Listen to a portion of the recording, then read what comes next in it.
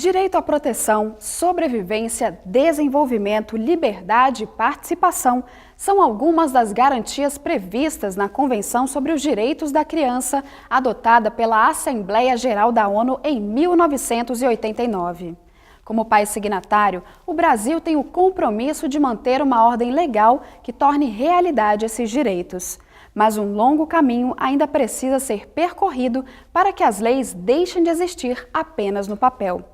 O artigo 12 da Convenção tem sido usado para justificar a inquirição judicial de crianças e adolescentes vítimas ou testemunhas de crime sexual. Mas essa interpretação da Convenção é polêmica. É um empobrecimento enorme reduzir o direito de se expressar, o direito de ser ouvida, à inquirição judicial. É isso que está acontecendo no Brasil. O Conselho Federal de Psicologia vem estimulando um amplo debate sobre o assunto, com o objetivo de garantir que a Convenção seja divulgada e que os projetos dirigidos à criança e ao adolescente no Brasil garantam uma proteção integral de acordo com a realidade do país. Como que nós garantimos a proteção da criança e garantimos a responsabilização do autor de violência?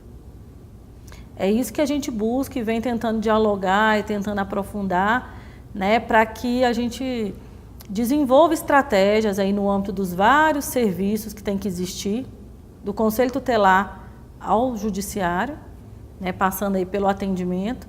Em alguns estados, existem tentativas de se criar um modelo que sirva como um padrão nacional, mas a ideia de uma única metodologia vem gerando divergências. Cada situação ela tem que ser singularizada e tem que ser tratada de acordo com as características que ela apresenta. Nós teríamos muita coisa para estar investigando em relação a esses procedimentos que vêm surgindo no Brasil. Essas propostas surgem com o objetivo de evitar a revitimização, que acontece quando a inquirição é feita repetidas vezes ou de forma inadequada, levando a criança ou adolescente a vivenciar novamente o sofrimento causado pela violência. Toda proposta que remete à ideia da não revitimização da criança, ela é simpática.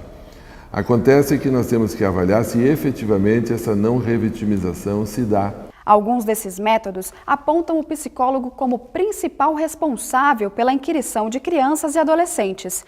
Nesse ponto, o Conselho Federal de Psicologia esclarece: é função do psicólogo fazer a escuta profissional e não a inquirição. Cabe ao psicólogo acolher, atender, ter uma escuta especializada, ter o espaço de quantas entrevistas forem necessárias e num local adequado ouvir a criança sobre aquilo que ocorreu no tempo da criança.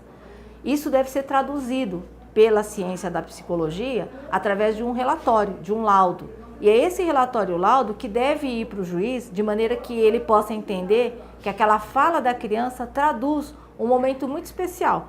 Não é papel do psicólogo fazer inquirição. O que nós temos clareza é que nós, psicólogos e assistentes sociais, não somos investigadores e não temos o papel de produzir prova.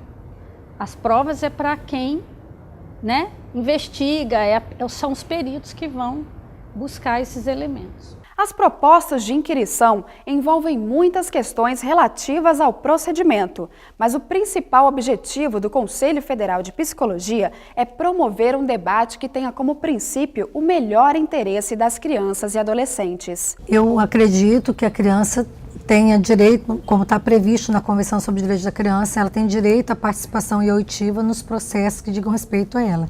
Mas como eu já falei, eu reitero, isso é um direito dela e ela deve ser preservada se ela não quiser falar por algum motivo. A proteção que deve ser garantida em qualquer lugar que a criança estiver está sendo desconsiderada, né?